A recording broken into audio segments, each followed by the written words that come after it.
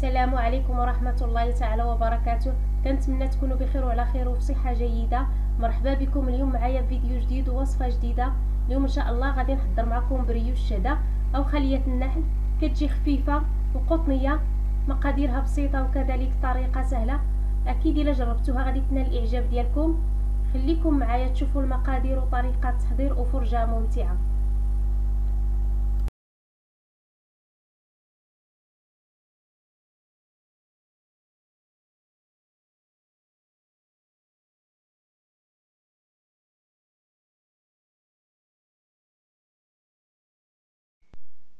بالنسبه للمكونات اللي غادي نحتاجو في المرحله الاولى، عندي كاس ديال الماء دافي، كاس ديال الحليب دافي، عندي كاس قل ربع ديال السكر سنيده، عندي كاس ديال الدقيق يكون نوعيه جيده خاص بالحلويات، عندي معلقه كبيره ديال الخميره حبيبات، وعندي واحد كيس ديال الفانيلا. دابا ندوزو لطريقه التحضير.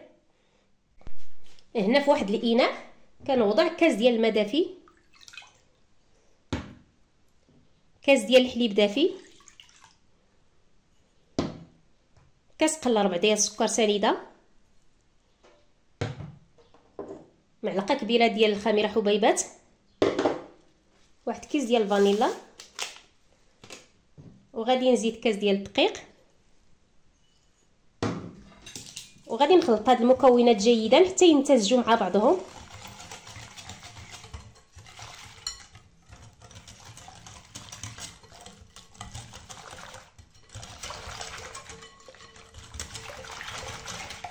صافي، هنا من بعد ما خلطت هاد المكونات حتى امتزجوا مزيان، دابا غادي نغطي الخليط ونخليه يرتاح واحد 10 دقائق حتى تبان لي الخميره تفاعلات. عاد نرجع معكم باش نكملوا طريقه التحضير.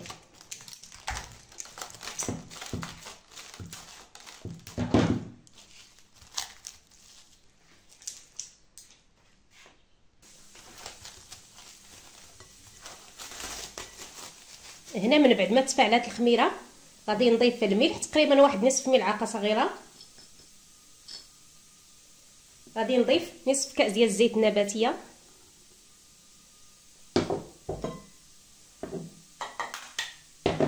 غادي نضيف واحد البيضه بدرجه حراره المطبخ،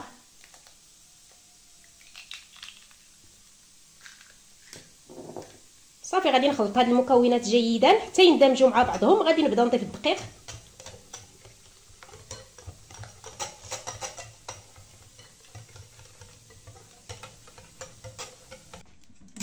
هنا من بعد ما خلطت مزيان حتى ندمج البيض والزيت مع الخليط، دابا غادي نضيف 2 كؤوس ديال الدقيق،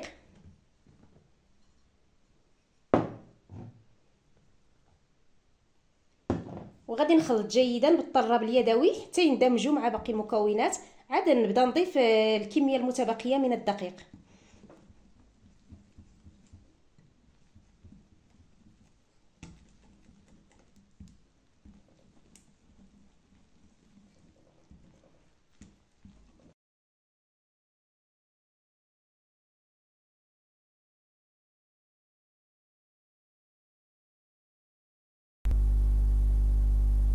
هنا كنضيف الكأس الثالث من الدقيق، وغادي نضيف معاه كيس من خميره الحلويات من فئه 8 غرام،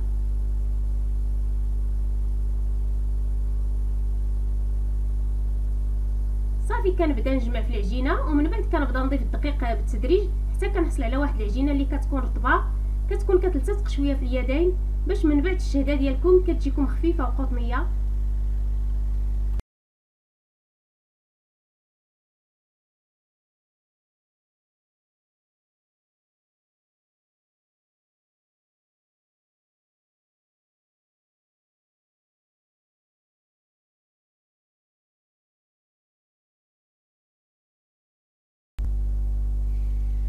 هنا من بعد ما جمعت العجينه هذا هو القوام ديالها، كتلتصق شويه في اليدين. بالنسبه لكميه الدقيق اللي دخلت في المرحله الثانيه دخلت فيها 5 كؤوس العبار بكاس عنبه. هنا غادي نرجعها في هذا البول هذا،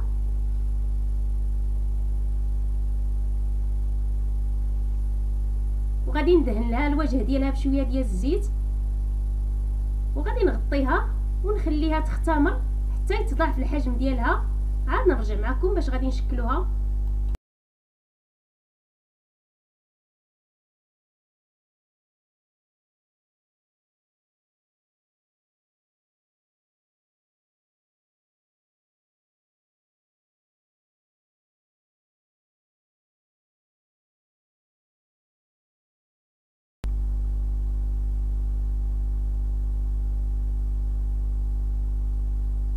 هنا العجينه ديالي من بعد ما اختمرات، من بعد ما تضاعف الحجم ديالها، غادي نحاول نهبط من هذاك الاختمار بهذا الشكل هذا.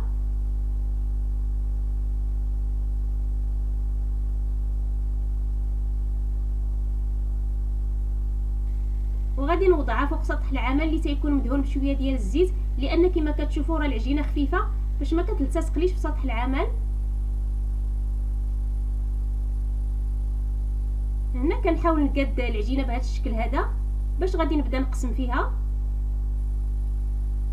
هنا كنقسم العجينه وكناخذ هذا الجزء وغادي نحاول نشكلوا منه كويرات صغيورين. ممكن تستعملوا الميزان الا بغيتوا تجيبوهم قياس واحد، ولكن من الاحسن انكم ديروهم صغيورين باش كيجي الشكل ديال الشهده ديالكم زوين، لان الشهده مازال غادي نخليوها تختمر واحد شويه، وملي كتدخل عاود الفران كتزيد كيكبر الحجم ديالها. من الاحسن انكم ديروهم صغيورين. صافي نستمر بحال هكا حتى نكمل هاد الكميه كلها اللي عندي.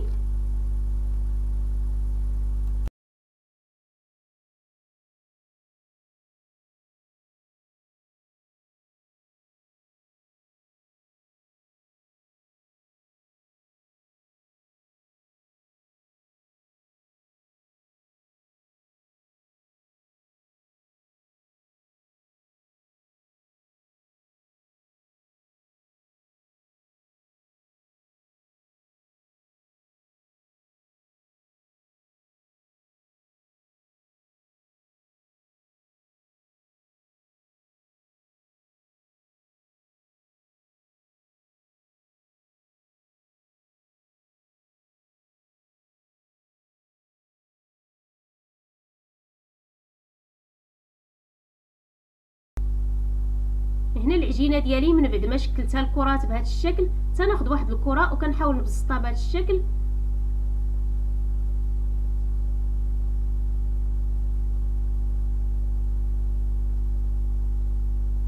وهنا عندي الشوكولات مقطع باش غادي نعمرو هاد الكرات. تناخذ واحد القطعه وتنوضعها في الوسط وكنجمع عليها العجين بهذا الشكل.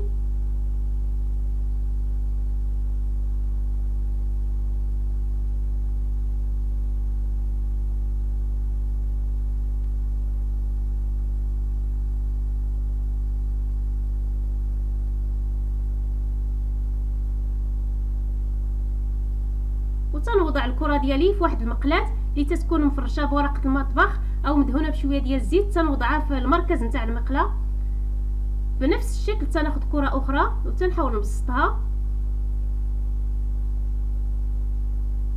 كنوضع قطعه ديال الشوكولات وكنجمع عليها العجين بهذا الشكل هذا.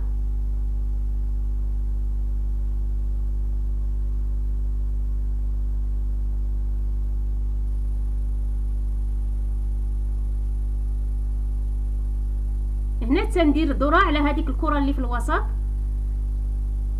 صافي نستمر بحال هكا حتى نعمر المقله.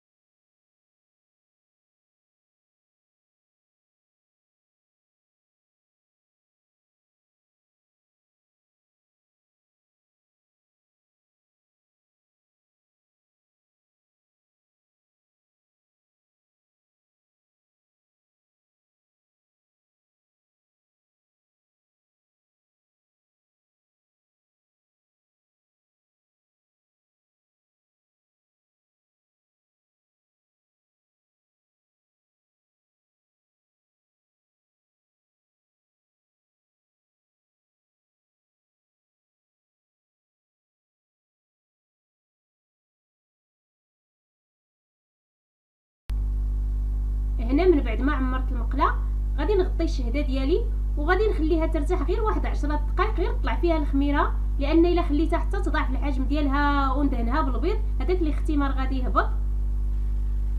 هنا من بعد مرور 10 دقائق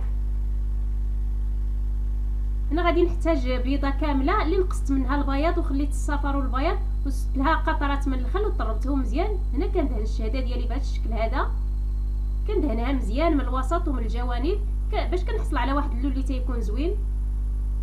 صافي نستمر بحال هكا حتى ندهنها كامله.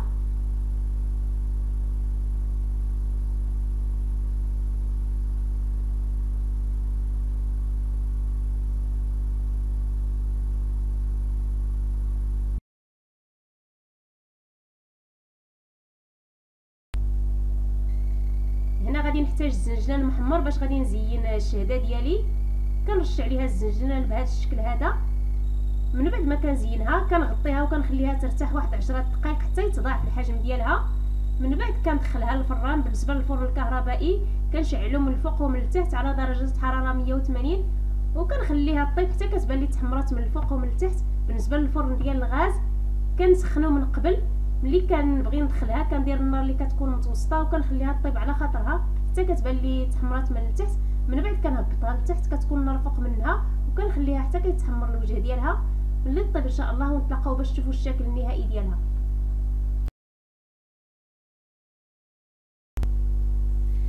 هنا الشهده ديالي من بعد ما خرجتها من الفران كتجي اكثر من رائعه، كتجي خفيفه وقطنيه. غير تبعوا نفس الطريقه وان شاء الله غادي تنجح معكم.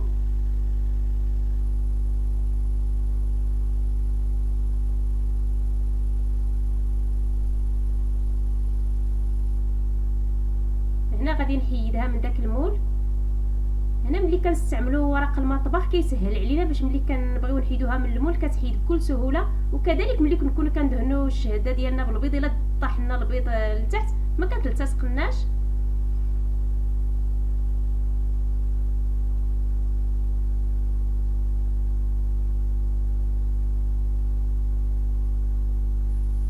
هنا غادي نقطع لكم باش تشوفوا كي كتجي من الداخل.